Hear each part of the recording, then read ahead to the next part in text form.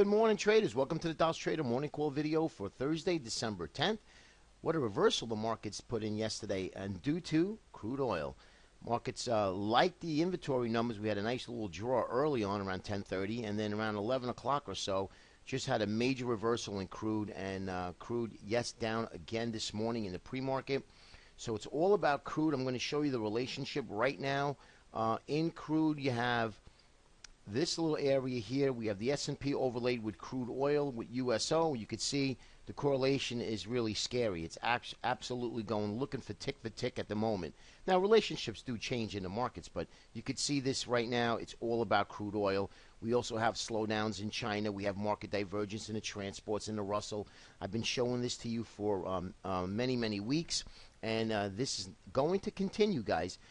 I have a lot of emails. Mark, are we going to get a Santa Claus rally? Well, if history repeats itself, Traders Almanac, you could see that if you look for yourself.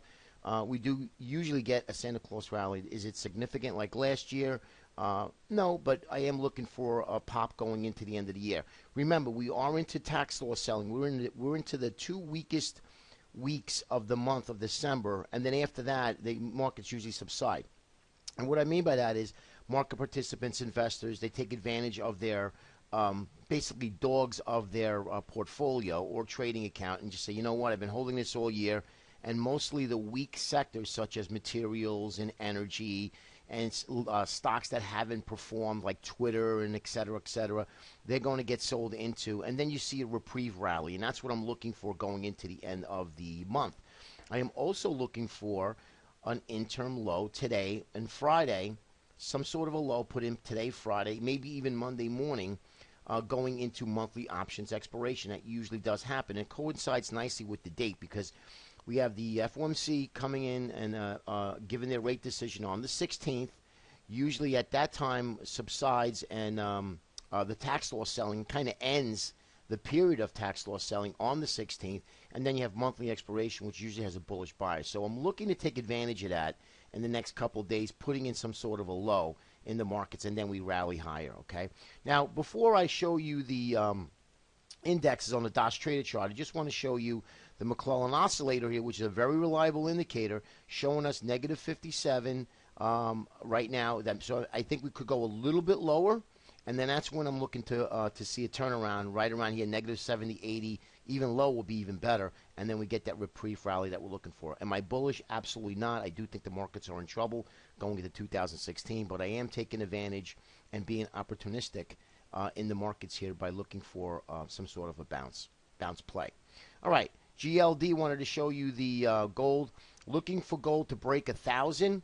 And anywhere around 980, 990, I'm going to start looking to dabble and nibble in the gold contract, the GC. Same here at you probably look at around $98. That coincides right around the GC contract in GLD. Well, why? Well, let's take a look at the CRB index, which is made up of a basket of commodities. You could see we had a doji, now a black candle, which is indecision again. That looks like we're starting to get a base pattern. I need a couple more days for a little bit of a base building, and then like to see this thing start to rally, okay? That's the reason why I'm looking for a lot of these energy material plays. Again, they've been beaten down, and I think you get a couple more days of selling in these things, and then I think we could probably buy them. And as far as the USO, which is the tracking for oil, I'd rather buy the oil stocks. Look at the CVX. You could see here head and shoulders pattern, broke that head and shoulders pattern, but if we can stabilize a little bit, get back above it, I think you'll see a nice little trade. I'd rather buy oil stocks than the oil play itself. COP, same thing. You can see they're pretty much the same. EOG had a good day yesterday. I like these plays just for a relief rally, okay? Going into spiders, you can see we have this beautiful bearish rising wedge we broke. Again, 202, which would be 2020 in the cash, S&P, SPX, and then this 202 here, and 2040 would be 204 in the spiders, okay? If we lose these two pivotal areas, I'd say look out below, guys. I don't think that's going to happen in between now and the end of the year, though. I think we get a flush and we buy it, okay? That's what I'm looking for in the next couple of days. All right, Russell. We could see we've been pounding the drums about market divergence. Nice uptrend channel, which has been broken. You could see it's been lagging all year, and now we broke again. So this is going to need to stabilize and at least hold this area here coming into the end of the year. Otherwise, if we get a big selling, we could push much lower than this. Now, I also like to do some options work, some analysis on open interest and volume. And we have right now in north of like $1.1 trillion, $600 billion in option puts, and $215 billion where the options is closest to the S&P right now, and that's 2050 and 1930. So that's going to act as a buoyant for the market. All right, so if we get down to 1930 and the algos see that there's a bunch of stops below that, I would say, guys, look out below. That's just a warning, not going to, I don't know if it's going to happen. 2050, large numbers of open contracts. 1930, open interest, huge. So just remember, guys, there's a lot of options out there, and if they do expire, if they do trade down close to that area, those algos are going to know that the stops are above and below, and they're going to run those stops, okay? And then you're going to see a big push up and or down depending on where the market goes, okay? So just keep that in mind. Very good information here for you guys.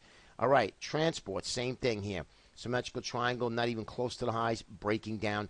Two indexes that are showing warning signs of the marketplace. That's why I'm nervous. Lastly is the Qs. Remember, guys, the Qs are being held up by the top 10 of the Qs. Apple, Amazon, Google L, Netflix, Priceline, Facebook. These are the guys that are holding this index up, okay? So if you're looking to buy technology, don't get fooled by the fact that, oh, wow, Qs are up. It's up because of the top 10. Hope it helps. We'll speak to you tomorrow. Use your stops out there today. Volatility will be picking up again.